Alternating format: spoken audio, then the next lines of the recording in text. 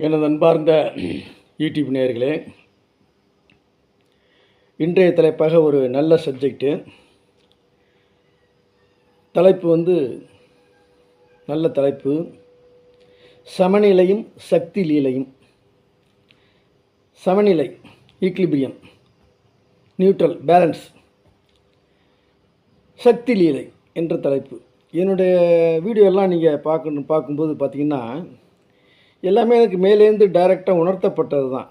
அதனால் என் வீடியோவில் நான் சொல்கிற கருத்துக்கள் எல்லாமே இன்னொரு புஸ்தகத்தை பார்த்தோ, ஒரு பெரிய ஆத்தர்களுடைய கருத்துக்களை பேஸ் பண்ணியோ, இன்னொரு பெரிய ஆத்தர்ஸ் எழுதின புக்கை ரிவ்யூ பண்ணுற மாதிரி, விமர்சனம் பண்ணுற மாதிரியோ, அல்லது வேதம், புராணங்கள் இதிலேருந்து உள்ள கருத்துக்களை திருப்பி என்னுடைய பாணியில் சொல்கிற மாதிரிலாம் இருக்காது. ஒரு வித்தியாசமான மேலேருந்து வர்ற கருத்துக்கள். அதனால் என்னுடைய வீடியோக்கள் அனைத்துமே யூனிக்காக தான் இருக்கும், தனித்துவமாக இருக்கும். அதனால் நீங்கள் என்னுடைய வீடியோக்களை பார்க்கின்ற அன்பர்கள் மிக குறைவானவர்களாக இருந்தாலும் அவர்கள் கொடுத்து வைத்தவர்கள் என்று, பூர்வ புண்ணியம் செய்தவர்கள் என்றே நான் கருதுகிறேன். போன பிறவியில் யாராருக்கெல்லாம் ஞானத்தின் மீது நாட்டம் இருக்கிறதோ அவர்களுக்கெல்லாம் என்னுடைய வீடியோவை பார்க்கக்கூடிய பாக்கியம் கிடைக்கும். இது நான் மிகைப்படுத்தி சொல்லவில்லை, தற்புகழ்ச்சியாக சொல்லிக்கொள்ளவில்லை. ஏனென்றால் என்னுடைய வீடியோவில் சொல்லப்படுகின்ற கருத்துக்கள் அத்தனையுமே மேலிருந்து எனக்கு உணர்த்தப்படுவை, என்னட்டேந்து வரல. நான் ஒன்லி மவுத் பீஸ் தான், ஸ்பீக்கர் தான், மைக்கு தான், ஸ்பீக்கர், அவ்வளோதான். உங்கள்கிட்ட வேல்யூமை இன்க்ரீஸ் பண்ணி சொல்கிறேன். அதனால் ஸ்கிப் பண்ணாமல் பாருங்கள், லைக் பண்ணுங்கள், சப்ஸ்கிரைப் பண்ணுங்கள். சப்ஸ்கிரைப் பண்ணால் எனக்கு ரொம்ப ஈஸியாக அடுத்தடுத்து எனக்கு வர்றதுக்கு உங்களுக்கு ஆட்டோமேட்டிக்காக என்னுடைய வீடியோலாம் உங்கள் ஃபோனுக்கு வந்து சேர்ந்துடும். அதனால் சப்ஸ்கிரைப் பண்ணுங்கள். இப்போ தலைப்புக்குள்ளே போவாங்களா? தலைப்பு சமநிலையும் சக்தி லீலையும். இப்போ சமநிலைன்னா என்னன்னு தெரிஞ்சிருக்கும் உங்களுக்கு. சமநிலை என்றால் நெகட்டிவ் ஃபோர்ஸு, பாசிட்டிவ் ஃபோர்ஸ் ரெண்டும் ஒன்றா இணைஞ்சு ஒரு நியூட்ரலாக இருக்கிறது. அதுக்கு பேர் தான் சமநிலை. சமநிலை எப்படி இருக்கும்? ஆடாமல் அசையாமல் இருக்கும். சமநிலையில் இயக்கங்களே இருக்காது. இதை மனசில் ஒரு பாயிண்ட் புரிஞ்சுங்க. சமநிலையில் எந்த விதமான இயக்கமும் இருக்காது. இப்போ என் மனசில் எந்த எண்ணங்களும் இல்லை, அப்படியே சமநிலையில் இருக்கிறேன், அலைவாயாமல் இருக்கேன் நான் அப்படின்னா அப்படியே என் மனசு அமைதியாக ஆடாமல் அசையாமல் இருக்குதுன்னு அர்த்தம். அதேபோல் ஒரு தராசு சமநிலையில் இருக்கும்போது என்ன ஆகுது? அந்த முள் அசையாமல் நிற்கிது ஒரே இடத்துல, சமநிலை. அப்போ அந்த இப்படி ஆடாமல், திராசும் ஆடாமல், இயக்கமற்ற நிலை. அதில் சமநிலை என்பது ஒரு ஜடநிலை, இயக்கமற்ற நிலை என்பதை புரிந்து கொள்ளுங்கள். ஸ்டாட்டிக் ஸ்டேட்டஸ் என்ன? அதுவும் இயற்கையில் ஆரம்பத்தில் சிருஷ்டிக்கு முன்னாடி இப்படி தான் இருந்தது. பரபிரம்மம் ஸ்டாட்டிக்காக இருந்தது, ஸ்டாட்டிக் எனர்ஜி ஃபுல்லாக இருந்தது. கைனட்டிக் எனர்ஜி, ஸ்டாட்டிக் எனர்ஜின்னு இருக்குது. ஸ்டாட்டிஸ்டிக்ஸ் படிக்கணும். ஸ்டாட்டிஸ்டிக்ஸ் வேறு, அது புள்ளியியல். ஸ்டாட்டிக்ங்கிறது ஃபிசிக்ஸில் பார்த்திங்கனாக்க நிலையான சக்தி, பொட்டன்ஷியலாக இருக்கும் அதுக்குள்ளே. சரி, இப்போ அவ்வளவு டீட்டெயில்டாக போக வேண்டாம். இப்போ பார்த்திங்கன்னா நம்ம உடம்பு எடுத்துக்கிட்டிங்கன்னா, இந்த உடம்பு இயங்கிறதுக்கு சித்தா கான்செப்டில் பார்த்திங்கன்னா தசவாயுக்கள்னு சொல்லுவாங்க. அது தசவாயு என்னென்னங்கிறதெல்லாம் நீங்கள் கூகுளில் போய் பார்த்துங்க. அதில் இப்போ அபான வாயுன்னு ஒன்று எடுத்துக்கோங்க உதாரணத்துக்கு. அந்த அபானம் என்ன பண்ணுது? காலையில் எழுந்திரிச்சோன்னா மல ஜல விசர்ஜனங்களை வெளியேற்றுது. மலம், நீர், காற்று இதுகளை வெளியேற்றுது. மலம் வருது, யூரின் வருது, காற்று வருது அப்படின்னா அதை வெளியேற்றுறதுக்கு உடனே அந்த மலக்குடல், அந்த ஆசன வாய்க்கு கட்டளை பிறக்குது. அங்கே ஒரு உறுத்தல், ஒரு உணர்வு ஏற்படுது, நெருக்கடி ஏற்படுகிறது.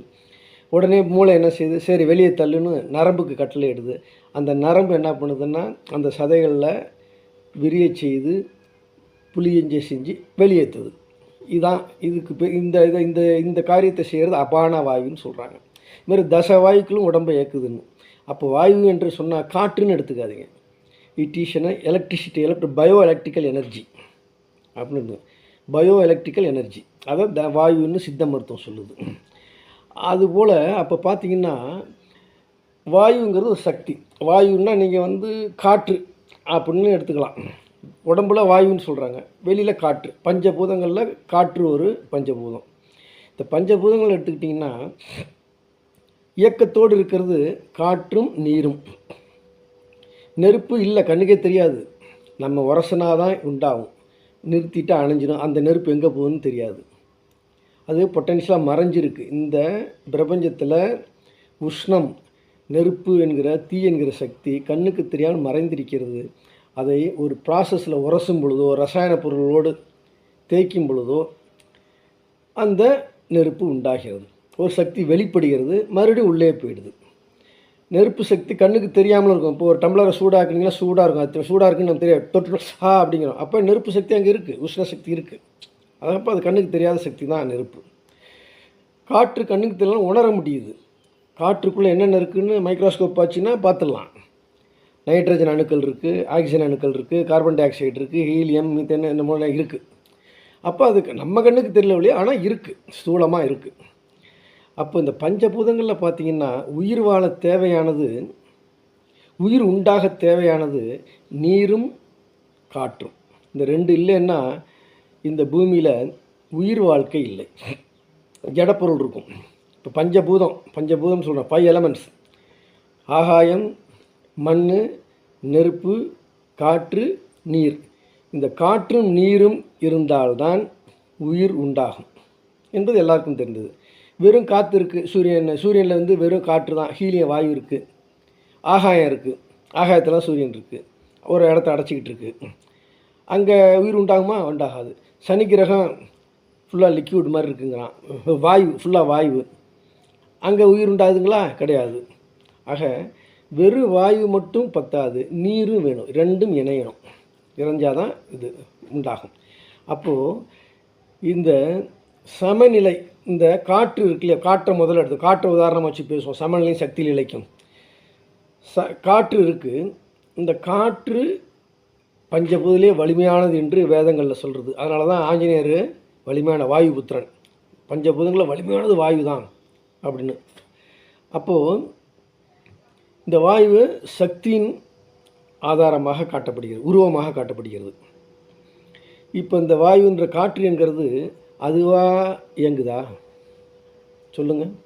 இப்போ இங்கே காற்றே இல்லை, அமைதியாக ஒரு இலை கூட அசையலை. ஆனால் காற்று இருக்கிறது தானே மூச்சு விட்றேன். ஆனால் காற்று அசையலை, அமைதியாக இருக்குது, இயக்கம் இல்லாமல் இருக்குது. அப்போது காற்றாக இயங்குது, காற்றுக்காக சக்தி இருக்குது. ஆனால் என்ன சொல்கிறாங்க? வாயு சக்தி மிக்கவர் அப்படின்னு. அந்த சக்தி யார்? காற்று இல்லை. அந்த காற்றுக்கு சக்தியை கொடுக்கிறது, அந்த கொடுக்குற சக்தி யார்? சக்தி லீலை. அதான் சக்தி லீலைன்னு சொல்கிறேன். அந்த சக்தி லீலை எப்படி வருதுன்னா, ஒரு சக்தி எப்போ, இயக்க சக்தி எப்போ உண்டாகும்னா சமநிலை தவறும் பொழுது. இந்த பிரபஞ்சத்தில் எப்பெல்லாம் சமநிலை தவறுகிறதோ, சமநிலை மாறுபடுகிறதோ, கூட குறைச்ச ஏற்றத்தாழ்வு வருகிறதோ, அப்போ இயக்கம் உண்டாகும். அப்போ இயக்கத்துக்கு, இந்த பிரபஞ்சத்தில் எந்த ஒரு இயக்கமும் உண்டாகிறதுக்கு சமநிலையிலே குறைபாடு, தவறு நேரும். தவறுனா பெரிய தப்புன்னு மிஸ்டேக்னு எடுத்துக்காதீங்க. அதாவது சமநிலையில் ஏற்றத்தாழ்வுகள் அப்படி வச்சுப்போம், அதான் சரியான வேர்டு. சமநிலையில் ஏற்றத்தாழ்வுகள் ஏற்படும் பொழுது தான் சக்தி உண்டாகிறது.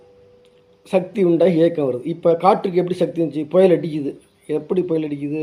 காற்றா வந்து அடிக்குதா? நான் அடித்து வீசுகிறேன்ட்டு இல்லை. எந்த ஒரு இடத்தில் காற்றினுடைய அழுத்தம் குறைவாக இருக்கிறதோ, அதேபோல் எந்த ஒரு இடத்தில் காற்றின் அழுத்தம் அதிகமாக இருக்கிறதோ, அந்த காற்று அழுத்தம் அதிகமாக இருக்கிற காற்று அழுத்தம் குறைவாக இருக்கிற இடத்தை நோக்கி ஓடும். லா ஆஃப் ஃபிசிக்ஸ் அதை சமன் செய்யும். இப்போ வாட்டர் எடுத்துக்கிட்டிங்கன்னா, இதில் ஒரு இவ்வளோ உயரத்தில் தண்ணி இருக்குது, இங்கே 4 அடி ஒரு வாளியில் வச்சுருக்கீங்க, இங்கே கீழே வந்து ஒரு அடிக்கு 2 அடிக்கு ஒரு வச்சுருக்கீங்க. 2 டீ போட்டு இணைச்சிங்கன்னா சல்லுன்னு இதில் இறங்கி 2 அடிக்கு வந்துடும், சமநிலைக்கு வந்துடும். டீப் அடியில் இணைச்சிங்கன்னா ரெண்டு பாத்திரத்தை தண்ணி வச்சுக்கோங்க. ஒரு பாத்திரத்தில் 4 அடி உயரத்துக்கு தண்ணி நினைப்புங்க. இதில் ஒரு அடிக்கு தண்ணி வச்சுக்கோங்க. 2 ஒரு டியூப்பில் இணைங்க. அடியில் ஒரு டியூப்பை ஓட்டை போட்டு டியூப் இணைங்க. சர்ன்னு இதுலேருந்து இறங்கி 2 சமநிலைக்கு வரும். அப்போது எப்போ ஏக்கம் வருது? குறைபாடு, இந்த உயரத்தில் குறைபாடு ஏற்படுது 2 இடத்துல. காற்று எப்படி நகருது? ஒரு இடத்துல இன்னொரு இடத்துக்கு அதிகமாக டென்சிட்டி உள்ள, நெருக்கடியாக அதிக அடர்வு உள்ள இடத்துலேருந்து அழுத்தம் குறைவாக உள்ள இடத்தை நோக்கி நகர்கிறது. அப்போது சக்தி எப்படி உண்டாகுது? இந்த ஏற்றத்தாழ்வுகள், சமநிலையில் ஏற்றத்தாழ்வு ஏற்படும்போது. இந்த சமநிலையில் ஏற்றத்தாழ்வு எப்படி ஏற்படுது? அங்கே காற்று எடுத்துக்கிட்டோம்னா, அங்கே சூரியன் கடுமையாக அடிக்கும்போது அங்கே உள்ள அணுக்கள்லாம் ஆகி எக்ஸ்பாண்ட் ஆகி விரிஞ்சிருது. விரிஞ்சோன்னா அங்கே அழுத்தம் குறைஞ்சிருது. அழுத்தம் குறைஞ்சோன்னா காற்று அதை நோக்கி ஓடுது. தண்ணி சமநிலையில் இருக்கிற தண்ணி அப்படியே இருக்கும், அசைவே இருக்காது. ஏரி தண்ணி, குள தண்ணிலாம். ஆனால் கீழே ஒரு ஓட்டையை போட்டுட்டிங்கன்னா கீழே இறக்கம் இருந்ததுன்னா கிடுகிடுன்னு ஒட்டியாருது பள்ளத்தை நோக்கி. ஏன்னா சமன் நிற்க முடியல, இழுத்துக்கிட்டு வருது. அப்போது சமநிலை தவறும் பொழுது, சமநிலையில் மாற்றங்கள் ஏற்படும் பொழுது இயக்கம் உண்டாகிறது. இயக்கம் அந்த ஒரு சக்தி உண்டாகி இயக்குது. இப்போ சக்தி எப்போ வரணும்? சமநிலை தவறும் பொழுது. அப்போ சமநிலை தவறுனா தான் நமக்கு உண்டாகும். இப்போ நம்ம மனசில் பாருங்கள், நம்ம மனசில் அமைதியாக எந்த எண்ணமும் இல்லாமல் இருந்தோம்னா இயக்கம் இல்லை, மனசு அமைதியாக இருக்குது. மனசில் எந்த மன ஓட்டம் நின்று விடுகிறது, மனதின் எண்ணங்களின் ஓட்டம் நின்று விடுகிறது, சமநிலையில் இருக்குங்க. அப்போ இந்த சமநிலை கலைக்கிறதுக்கு பெண் என்ற ஒரு தேவதை வர்றா, டான்ஸ் ஆடுறா விஸ்வாமித்திரர் முன்னாடி. அவருடைய சமநிலையை குலைக்கிறார். குலைச்சோன்னா அவருக்கு இயக்கம், எண்ணங்கள் ஓடுது. உடனே எந்திரிச்சு அவளோட ஓடி போயிடுறார் விஸ்வாமித்திரர். அப்போது சக்தி என்பவள் ஒரு லீலையாக சமநிலையில் மாற்றங்களை உண்டாக்குகிறாள்.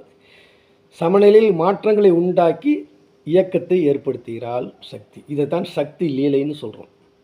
சக்தி, அதனால தான் சக்தியை பெண்ணாக நாம் காட்டுகிறோம். இந்து மதத்தில் சக்தி என்பவள் பெண்ணாக காட்டுகிறோம், சிவத்தை ஆணாக காட்டுறோம். சிவம் சமநிலையில் இருக்குது, சக்தி அதுக்குள்ளே பொட்டன்ஷியலாக மறைஞ்சிருக்கு. சமநிலை தவறும் பொழுது அந்த பொட்டன்ஷியலாக இருக்கிற சிவசக்தியிலேருந்து சக்தி பிரிஞ்சு வெளில வந்து இயக்கத்தை உண்டாக்குது. அப்போ சக்தி செயல்பட என்ன வேணும்? சக்தி இப்போ பார்வதி தேவி செயல்பட என்ன வேணும்? சமநிலையில் ஏற்றத்தாழ்வு ஏற்பட வேண்டும். சமநிலை ஏற்றத்தாழ்வு வந்தால் தான் இந்த இயக்கம் ஏற்படும். இப்போ உலகத்தில் இப்போ எலக்ட்ரிசிட்டி இருக்குது, கரண்ட்டு, அந்த சக்தி, அதுக்கு என்ன ஏற்றத்தாழ்வு இருக்குது அப்படின்னு நீங்கள் கேட்கலாம். இருக்கு. எலக்ட்ரிசிட்டினா என்ன? எலக்ட்ரான்ஸின் ஓட்டம். எலக்ட்ரான்கிறது என்ன? ஃபிசிக்ஸ் படித்தவங்களுக்கு தெரியும். ஒரு அணு நடுப்புற நியூட்ரான் ஒன்று இருக்கும், புரோட்டான் ஒன்று இருக்கும். அணு மையம்னு அது கருவாட்டு நியூக்ளியஸ்னு வச்சுங்க, அணுக்கரு. அந்த அணுக்கரு சுற்றி எலக்ட்ரான்கள் சுற்றி வரும். எப்படி சூரியனை சுற்றி கோள்கள் சுற்றி வருதோ அதுபோல் ஒவ்வொரு அணுக்குள்ளும் அந்த ஒவ்வொரு அணுக்கும் ஒரு எலக்ட்ரான்கள் எண்ணிக்கை மாறும். இப்போ ஆக்சிஜனுக்கு நியூக்ளியஸ் 1, 2 எலக்ட்ரான் சுற்றிக்கிட்டு வரும், அதான் O2. 2 எலக்ட்ரான் மட்டும் இருக்கும். இப்படி ஒன்றுக்கும் அந்த எலக்ட்ரான்களுடைய எண்ணிக்கை மாறும். இங்கே நியூக்ளியஸை சூரியனாக வச்சுக்கோங்க, எலக்ட்ரானை கிரகங்களாக வச்சுக்கோங்க. அது மாதிரி பிரபஞ்சம் இருக்குது, அதே மாதிரி தான் அணுக்குள்ளேயும் இருக்குது. இப்போ இந்த எலக்ட்ரான்கள் அந்த வட்டப்பாதையில் சுற்றிக்கிட்டு இருந்ததுலேருந்து விடுபட்டு வெளியில் போயிடுச்சுன்னா ஓடுது உருன்னு, அதுதான் எலக்ட்ரிசிட்டி. எலக்ட்ரானை தூண்டி விட்டு வெளியேற்றுறோம், ஓடுது. அந்த எலக்ட்ரான்லேருந்து சக்தி ஓடுது. அதனால தான் அது எலக்ட்ரான்லேருந்து வந்தது தான் எலக்ட்ரிசிட்டி அப்படின்னு சொல்கிறோம். அப்போ எப்போ ஓடுது? அப்போது ஒரு மைய கரு இருக்குது, அதை சுற்றி எலக்ட்ரான்கள் வருது.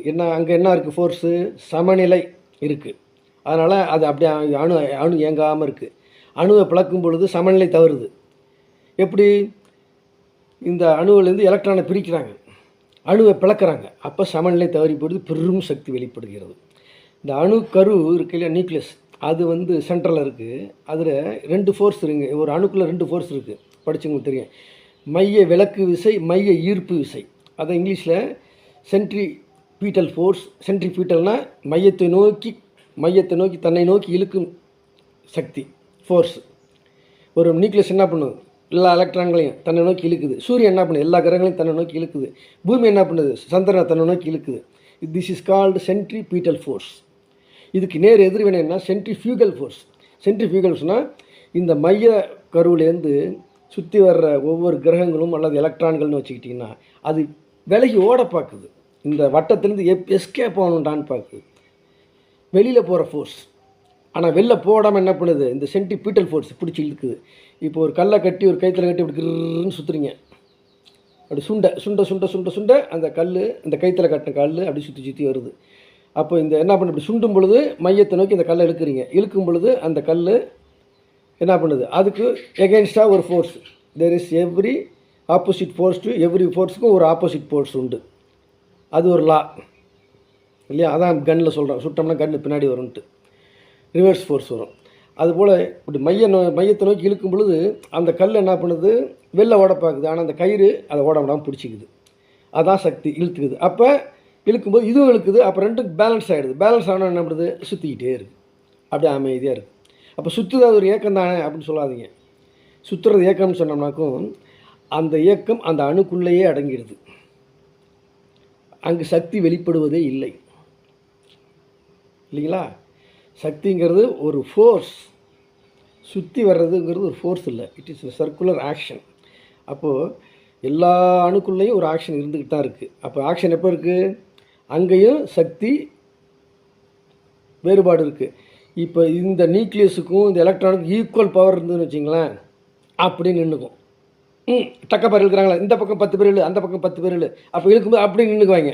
2 பக்கம் நிற்கும், ஒன்றும் அசையாது. அப்போ அமைதியற்ற சமநிலை வந்துடுது. ஆனால் அதே சமயத்தில் இழுக்கிறவன் 10 பேர் இழுக்கிற மையத்தில் வச்சு இழுக்கிறவன் ஃபோர்ஸாக இருக்கான், பலமாக இருக்கான். அங்கே உள்ளவன் அவன்கிட்ட ஃபோர்ஸ் இருக்கு, ஆனால் ஈக்குவல் ஃபோர்ஸ் இல்லை, ஆனால் கொஞ்சம் குறையுது. அவனும் முண்டிடுறான். அவன் என்ன நம்மளை நோக்கி இழுத்து நம்ம மையத்தை நோக்கி இழுக்கும் பொழுது அந்த மையத்தை நோக்கி வர்ற அளவுக்கு இவன் இழுக்கலை, சக்தி இருந்தும் அவன் இந்த மையத்தை நோக்கி எஸ்கேப் ஆகிற அளவுக்கு அவனுக்கு சக்தி இருக்குது. ஆனால் அப்போ என்ன, பேலன்ஸ் இல்லைங்க. சக்தியினுடைய இதில் வேறுபாடு வருது, டிஃப்ரென்ஷியேட் வருது. நல்லா கவனமாக புரிஞ்சுக்கணும். அதாவது 2 ஃபோர்ஸும் ஈக்குவல் ஃபோர்ஸுன்னா நீ இப்படி நான் இப்படின்னு இப்படி இழுத்துக்கிட்டு நிற்கும், இப்படி போட்டுக்கிட்டு அசையாது, மூமெண்ட் இருக்குது. அப்போ அங்கே ஒரு சமநிலை வந்துடுது. ஆனால் இழுக்கப்படுகிற பொருளுக்கு கொஞ்சம் ஃபோர்ஸ் கம்மியாக இருந்ததுன்னா, ரொம்பவும் கம்மியாக ஃபோர்ஸ் இல்லைன்னா நேராக வந்து சப்புன்னு இதில் ஒட்டிக்கும். அப்படி இல்லாமல் அதுக்கிட்டே கொஞ்சம் ஃபோர்ஸ் இருக்கும்போது சமநிலை இல்லை, ஈக்குவல் ஃபோர்ஸ் இல்லை. அப்படிங்கும்போது கிறுகிறுன்னு சுற்றிட்டு வருது. அப்போ அங்கேயும் சமநிலை இல்லை. அப்போ சமநிலை தவறும் பொழுது தான் இயக்கம் உண்டாகிறது. அதுதான் சக்தி. சக்திங்கிறது எப்போ வெளிப்படுது? சமநிலை. இந்த பிரபஞ்சத்தில் சமநிலை எங்கேயுமே இருக்காதுங்க. அதில் சமநிலைங்கிறதுங்கிறது இந்த உலகத்தின், இந்த பிரபஞ்சத்தின் லா அல்ல. சமநிலை இருந்தால் பிரபஞ்ச தோற்றமே இல்லை. சக்தி சிவம் ஒன்றாக இப்படி மோனையில் அவங்க பாட்டு உட்காந்துருப்பாங்க. அப்போ இந்த பிரபஞ்சம் தோன்றதுக்கு என்ன காரணம்னா சக்தி லீலை தான் காரணம். சக்தியானவள் சமநிலை தவற வைக்கிறது. இந்த லாவை யார் உண்டாக்குனா? அது அறிவு, சிவம். என்ன செய்யுது? எங்கு சமநிலை கம்மியாக இருக்கோ அதை நோக்கி சக்தி ஓடும். அதிக சக்தி உள்ள இடத்துலேருந்து குறைந்த சக்தி உள்ள இடத்துக்கு சக்தி ஓடும். அதிக காற்றழுத்தம் உள்ள இடத்துலேருந்து காற்றழுத்தம் கம்மியாக உள்ள இடத்த நோக்கி காற்று நகரும். இப்படி ஒரு லா இருக்குது. இந்த லாவை இயற்றியவர் இந்த பிரெயின், சிவம் என்ற பிரெயின். அவர் இந்த லாவை உண்டாக்கணும்னா சக்தி கிளம்பிடுறார். அப்போ சக்தி இல்லையில் சிவம் இல்லை, சிவம் இல்லையில் சக்தி இல்லை. சக்தியை இயக்குறாரு சிவன் தன் மூளை கொண்டு. அதுக்கு ஒரு ப்ராசஸை கொடுத்துட்றாரு, ஒரு ப்ரொசீஜரை கொடுத்துட்றாரு, ஒரு லாவை கொடுத்துட்றாரு. இப்படி தான் உடனே சக்தி கிளம்பி போகிறார். அப்போ இந்த பிரபஞ்சத்தை உண்டாக்கியது சக்தி லீலை தான் என்றாலும் அதை இயக்கியது சிவன் என்ற அறிவு. அதனால தான் அர்த்தநாரீஸ்வரன் சொல்கிறோம். ரெண்டும் ஒன்று தான். அதனால் சமநிலை எங்கேயுமே இருக்காது. சமநிலை இருந்ததுன்னா உலக இயக்கம் இல்லை, அதோடு முடிஞ்சு போச்சு. இப்போ உலகம் கண்ணுக்கு இது இந்த பிரபஞ்சமே தோணாது, மறைஞ்சிடும் சமநிலைக்கு வந்துட்டால். ஆனால் சமநிலை நாம் எங்குமே எதிர்பார்க்க முடியாது. சமநிலை இல்லாமல் இருந்தால்தான் சக்தி, இயக்கம் எல்லாமே என்று சொல்லிக்கொண்டு, இதில் உங்களுக்கு எது மாற்று கருத்து இருந்தாலும் சொல்லுங்கள், பிடிச்சிருந்தால் லைக் போடுங்க. இது மாதிரி இந்த கருத்துக்கெல்லாம் மேலேருந்து எனக்கு வருது. என்ன அப்படிங்கும்போது இந்த இப்போ என்ன அபான வாயு சொன்னால் இங்கே வேற எங்கேயே போயிட்டேன், அதை விட்டுட்டியான்னு சொல்கிறீங்க, ஞாபகம் வருது எனக்கு கேட்குறீங்க. அபான வாயுங்கிறது என்னன்னாக்கா, சரி அங்கே என்ன சக்தி இருக்குது, பேலன்ஸ் குறையுது அப்படின்னு சொன்னோம்னா அங்கேயும் நல்லா சிந்திச்சு பாருங்கள். அங்கேயும் என்ன இந்த சமநிலை இல்லை. சமநிலை இருந்ததுன்னா இது வெளில போகாது, தெரியுதுங்களா? வெளில போகாது. சிந்திச்சு பாருங்கள். சிந்திச்சு பாட்டு தெரியலன்னா சொல்லுங்கள், அடுத்த வேலைக்கு பதில் சொல்கிறேன். ஏன்னா நீங்களும் இதை கண்டுபிடிக்கணும்ல. நானே சொல்லிக்கிட்டு இருந்தால் அப்படி இருக்கு. நம்ம அபான வாயுவை வச்சு மழை ஜலங்களை வெளியேற்றுறோமே, அந்த சக்தி பிரெயின்லேருந்து ஒரு சக்தி பரப்பிட்டு வருது, வந்து என்ன பண்ணுது, அந்த இதை வெளியேற்றுது. அப்போ ஒரு இயக்கம் உண்டாகுது. அந்த இயக்கமும் சக்தி பேலன்ஸு தவறுறதுனால தான். தவறுதுங்கிறது கூட சரியான வேர்டில் தப்பி பழக்கத்தில் வருது. ஏற்றத்தாழ்வு வர தொட்டு தான். ஏற்றத்தாழ்வு வரும் பொழுது உண்டாகுது. அது என்னங்க, ரொம்ப சிம்பிள். கொஞ்சம் சிந்திச்சிங்கன்னா தெரியும். நீங்கள் கண்டுபிடிங்க. அதை உங்களுக்கு ஒரு கேள்வி வச்சுருக்கிறேன். அப்போ தான் நீங்களும் சிந்திப்பீங்க. நானே சொல்லிக்கிட்டு இருந்தா என்ன இருக்குது என்று கூறிக்கொண்டு நன்றி, விடைபெறுகிறேன். சப்ஸ்கிரைப் பண்ணுங்கள், பெல் பட்டன் அமுக்குங்க, கொஞ்சம் ஆதரவு கொடுங்க. உங்களுடைய குருதட்சணையாக நான் கேட்பது நீங்கள் சப்ஸ்கிரைப் பண்ணுறது தான், லைக் பண்ணுறது தான். நன்றி நேயர்களே, நன்றி.